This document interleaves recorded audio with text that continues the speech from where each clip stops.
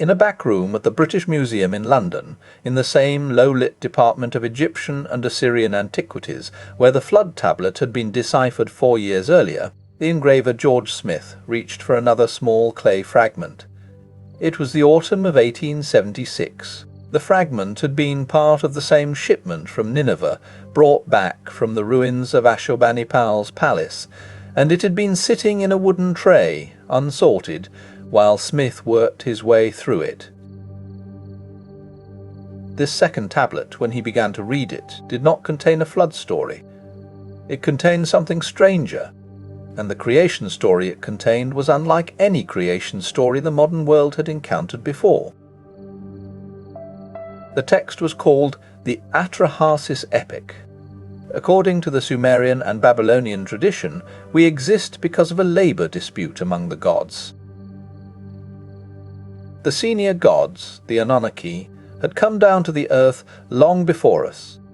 They had divided the world between them, the heavens to Anu, the airs and the lands to Enlil, the fresh water and the underground to Enki, and they had set to work in the lush plains of southern Mesopotamia, building cities and digging canals and mining gold from the underground. But the senior gods did not do the work themselves. They had a lower order of gods, called the Igigi, to do the labour for them, and after 40 long generations of digging, the Igigi laid down their tools, set fire to their handles, and marched on the palace of Enlil to demand relief. And in the negotiations that followed, the senior Anunnaki agreed, at the suggestion of Enki, to create a new kind of being, a being made of clay and of divine blood and of the breath of the gods themselves. That being is us.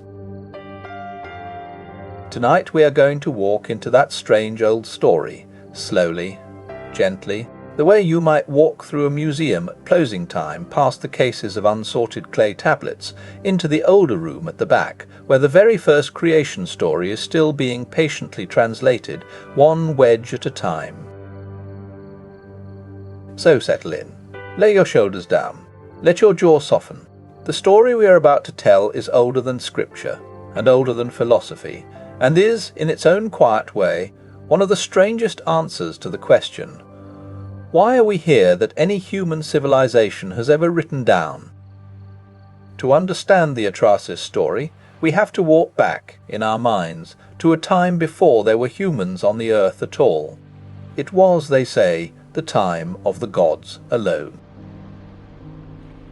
The senior Anunnaki, according to the texts, had descended to the earth in some distant pre-human age. The Sumerian word for them, Anunnaki, means, roughly, those who from heaven to earth came. At the very top stood Anu, the god of the sky, whose name simply means heaven. Below Anu sat his 2 great sons, Enlil and Enki. Enlil was the god of the airs, of the winds and the storms, and his temple was at Nippur, in the centre of the Sumerian plain. Enki was the god of the fresh water, of the underground, and of wisdom and craft, and his temple was at Eridu. Beneath these 3 stood a council of 7, the senior Anunnaki proper, who ruled together. The Igigi were not the rulers of the world, they were the workforce. For a long, long time, the texts say, this arrangement worked. The Igigi dug the channels that brought the Tigris and Euphrates water to the dry plains. They tunnelled into the earth and extracted from the deep underground the precious metals that the senior Anunnaki desired, especially gold. There is, in the Sumerian and later Babylonian sources, a striking insistence on the gold. The texts describe long centuries of patient extraction in the deep mines beneath the Abzu, the underground freshwater realm of Enki, and in distant lands across the southern sea. This is the world before humanity, a world of gods, divided cleanly into rulers and workers, a world in which the rulers had everything they wanted and the workers, slowly, were beginning to wear out. The Atrahasis epic opens on this picture with a single, devastating line, When the gods, instead of man, did the work, bore the loads, for the gods' loads were great. The Atrahasis tablet specifies, in cuneiform, how long the Igigi laboured before the breaking point came. 40 cycles of being told that the senior Anunnaki had nothing yet, that the work had to continue, that the gold quotas were not yet met. Generation in Sumerian timekeeping is not a fixed unit. It probably refers to a long age, perhaps 3,600 years, the unit called Asar that we have already met in the Sumerian king list. 40 Sars would be 144,000 years. That is the kind of timeline the Sumerians casually wrote about, before everything we now call recorded history. By the end of this immense labour, the Igigi were broken. They no longer worshipped the senior Anunnaki willingly. And then, one evening, after a particularly bad shift, they laid down their copper picks, and they walked, slowly, by torchlight, through the night, toward the temple of Enlil at Nippur. The Atrahasis epic describes this march in some of the most evocative lines in all of Sumerian literature. Around the great mud-brick wall of the temple, and they stood there in silence until the temple guards saw the firelight reflecting off the mud brick and woke the senior Anunnaki inside. When Enlil came out in his fine ceremonial robes, expecting perhaps a delegation, he found instead the entire lower order of the gods, standing in the dark, holding nothing, waiting. The labour, they had decided, would stop. The Igigi were finished. It was the first labour strike in recorded literature, and the senior Anunnaki, faced with it, had to make a decision. Enlil's first response to the strike, according to the text, was rage. He demanded to know who had organised the rebellion. He sent the messenger god Nusku out into the dark to identify the ringleader, so that the ringleader could be punished and an example made. But Nusku came back with a quiet, dangerous answer. There was no ringleader. This is the moment in the Atrahasis story when the senior Anunnaki are forced to confront the limit of their own power. They have created the system of labour, and now the labour, simply by refusing in unison, has rendered them powerless to coerce. A council is called. The Sumerian texts describe the senior gods gathering in the great hall of Anu's heavenly dwelling. Anu himself presides. Enlil is furious. The wider council of 7 senior Anunnaki sits around them, listening. Various proposals are made. One faction wants to wipe out the Igigi entirely and start over. Another wants to dramatically reduce the gold quotas and accept a less luxurious divine existence. Both proposals are rejected in turn, as either too cruel or too costly. And then Enki speaks. Enki, the god of the underground, of the fresh water, of wisdom and craft. He had always been the most thoughtful of the senior Anunnaki. The text describes him as standing slowly, as if reluctant to offer the proposal that has come to him. His suggestion is one of the most extraordinary things any ancient text has ever recorded. He says, in essence, the Igigi cannot continue. Their backs are broken. So let us create a new kind of being, of a third sort, neither senior god nor lower god, that can take over the work. Let us breathe enough divinity into it that it can learn and obey and labour, but not so much that it can ever rebel as the Igigi have rebelled. Let it be enough like us to do the work, and enough unlike us never to threaten us. The senior Anunnaki, the texts say, considered this proposal in silence, and then, slowly, one by one, the creation that follows, in the Atrahasis tablet, is described with extraordinary specificity. The senior Anunnaki agreed that one of the rebellious Igigi gods would be sacrificed.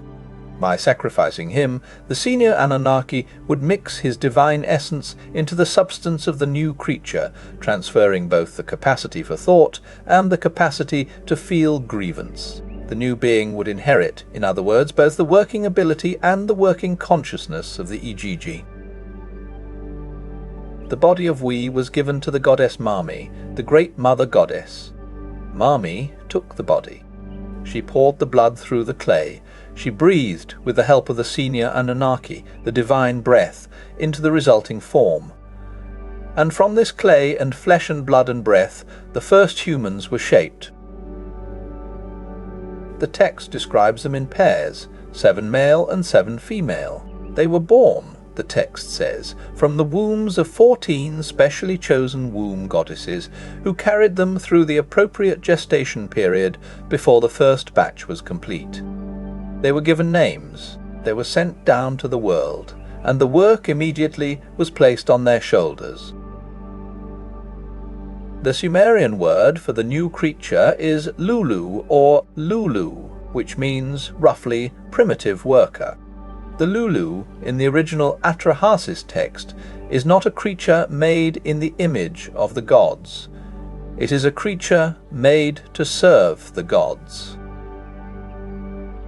This is a story the Sumerians and Babylonians wrote down about why we exist.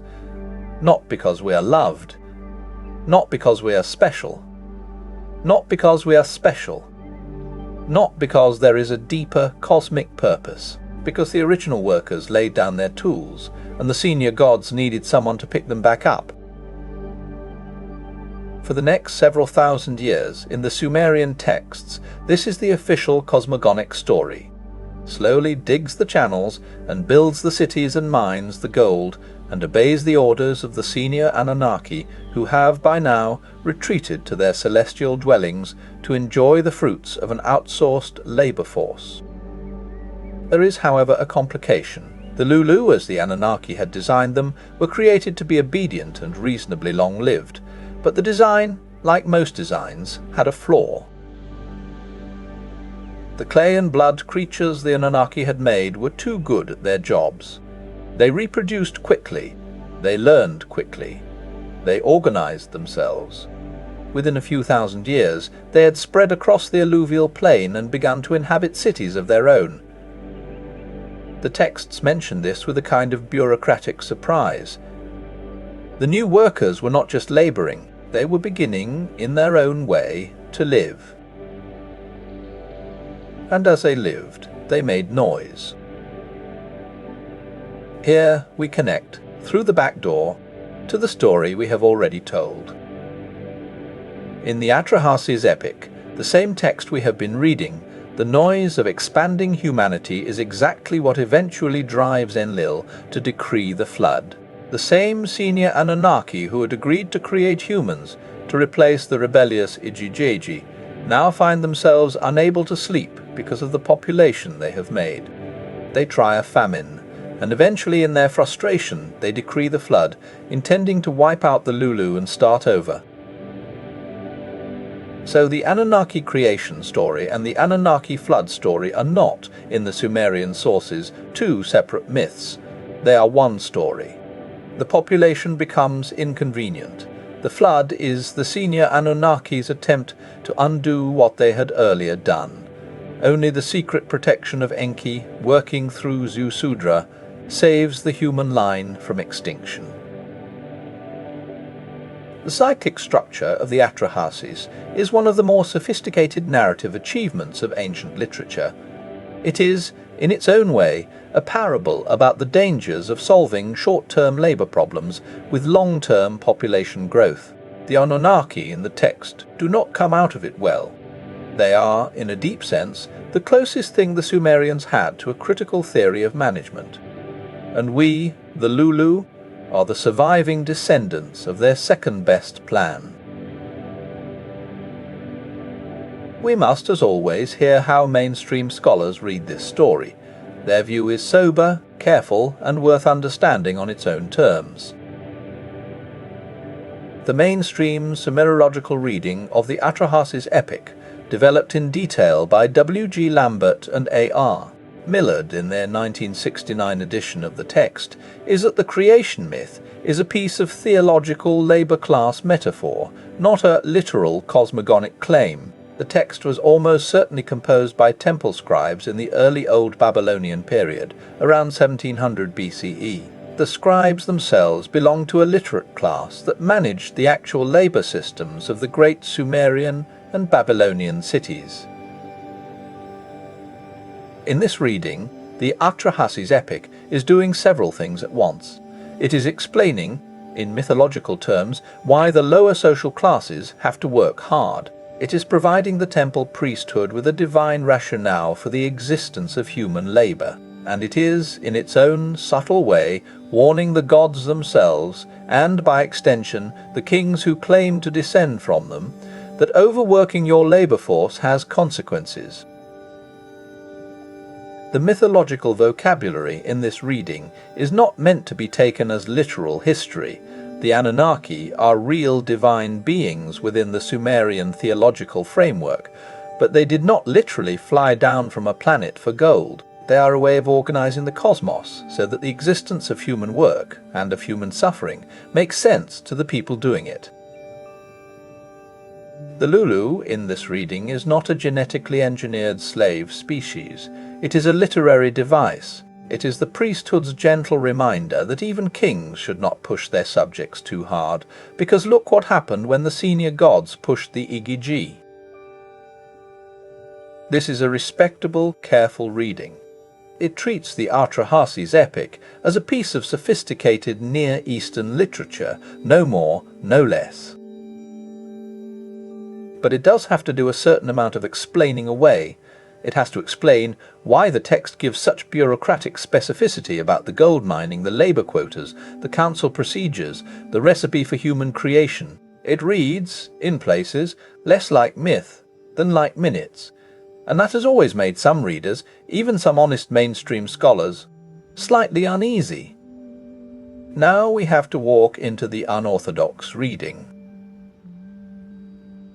This reading has many sources, but the most famous is the work of Zecharia Sitchin, who in his 1976 book The 12th Planet argued, controversially, that the Atrahasis text should be read literally. The Anunnaki, in his reading, were not Sumerian gods in the religious sense. They were a long-lived, biologically distinct, technologically advanced people who arrived on Earth in a distant, pre-human period, who came specifically to mine gold for purposes related to the atmosphere of their home world, who set up labour systems with their own lower-tier members, the Igigi, and who, after the Igigi rebellion, engineered a new species, Homo sapiens, to take over the labour of gold extraction. The creation, in his reading, was a real biotechnological event. The clay and the blood and the breath of life were a kind of theological packaging around what was, in literal terms, genetic engineering. Sitchin was, to put it mildly, controversial. His specific claims about the planet Nibiru and the Anunnaki home world have been comprehensively rejected by mainstream astronomy. And yet, like Hapgood and the Flood, the reading has not gone away. Graham Hancock has built on it, Michael Tellinger has built on it, Eric von Daniken built a parallel tradition through it. Whole television series have been built around it, and for 40 years, in the popular imagination, the Anunnaki of the Atrahasis epic have meant to many readers exactly what Sitchin said they meant. The honest position, perhaps, is to acknowledge two things at once. The unorthodox reading is the one to engage with if we are interested in the questions the text continues to provoke, which are not entirely the questions the original Sumerian authors were trying to answer. Both readings are real. The Atrahasis creation story, like the Atrahasis flood story, did not stay in Sumer. It travelled. And as it travelled, the earliest layer of the creation tradition is in fragmentary Sumerian sources, including a text called the Eridu Genesis, dated to perhaps the early 2nd millennium before the Common Era. In Eridu Genesis, the cosmogonic structure is essentially what we have just described. The Anunnaki come first, the Igigi rebel, Humans are made from clay to do the work. The senior gods are not entirely happy with the result. By the middle of the second millennium, the Babylonian retelling, the Atrahasis epic itself, is in wide circulation across Mesopotamia. By the 7th century BCE, it is part of the great library of Ashurbanipal at Nineveh, written down on the tablets George Smith would later sit down to translate. Then comes the migration west, the Akkadian creation epic, the Enuma Elish, the Atrahasis, the Eridu Genesis. And when they returned to Jerusalem and began to compile what we now call the Hebrew Bible, the influence is unmistakable. Look at Genesis chapter 2. The Hebrew text says, "Then the Lord God formed man of the dust of the ground, and breathed into his nostrils the breath of life." The verb is yatsar, which is the verb used for a potter shaping clay. The substance is afar, which is the same red clay of the Mesopotamian alluvium that Mami had used in the Atrahasis. The animating substance is the divine breath. The vocabulary is different, the structure is identical. What Genesis 2 does, of course, is strip out the labour politics. There is no Igigi rebellion, there is no gold mining, there is no proposal to manufacture a worker. The Hebrew God creates Adam not because he is short of labour, but because the world he has made is good and a gardener is needed. The harsh Sumerian rationale is replaced with a much softer Hebrew one. But the recipe is unmistakable: clay, breath, life. So what in the end are we to do with the Atrahasis creation story? The honest answer is that we are to sit with it. We do not need to choose definitively between the mainstream reading and the unorthodox reading tonight. Both have their place. The mainstream reading reminds us that the Sumerian and Babylonian scribes were sophisticated literary craftsmen, working within their own theological framework, producing texts that should be read on their own terms. The unorthodox reading reminds us that these texts can also be read by later readers in ways the original authors did not entirely intend. What both readings agree on, and what I find more interesting than either reading alone, is that the Atrahasis epic is the oldest written attempt by any human civilization to answer the question, why are we here? And the answer it gives is a strange, beautiful, deeply unflattering one. That is not, perhaps, the answer we would have preferred. It is not the answer Genesis gives. It is not the answer that any of the later philosophical or theological traditions would settle on. But it is the oldest answer we have on record. And in its own quiet way, it asks us to consider whether the work we do in our own brief lives is also some kind of inherited labour from a chain of beings who, before us, decided they had had enough. The Sumerians who wrote the text were themselves the labour-class scribes and potters and cattle herders of an early urban civilization. They knew, intimately, what it felt like to work a long day for someone else's benefit. They were not naive. The Atrahasis is, in a way, their gentle reminder to whoever in the future would read it that the meaning of work is not always clean, and that the gods are not always grateful. For tonight, let that be enough. Your work today is done. Your shoulders are heavy, your breath is slow, the room around you is warm. You are safe. You are exactly where you need to be. Let the long quiet of an ancient labour shift end finally, carry you down into sleep, the way it once carried the Igigi on the morning they laid down their tools, into the deep rest they had earned at last. Wherever you are in the world, thank you for letting us tell you a story. Comment your country and your time below.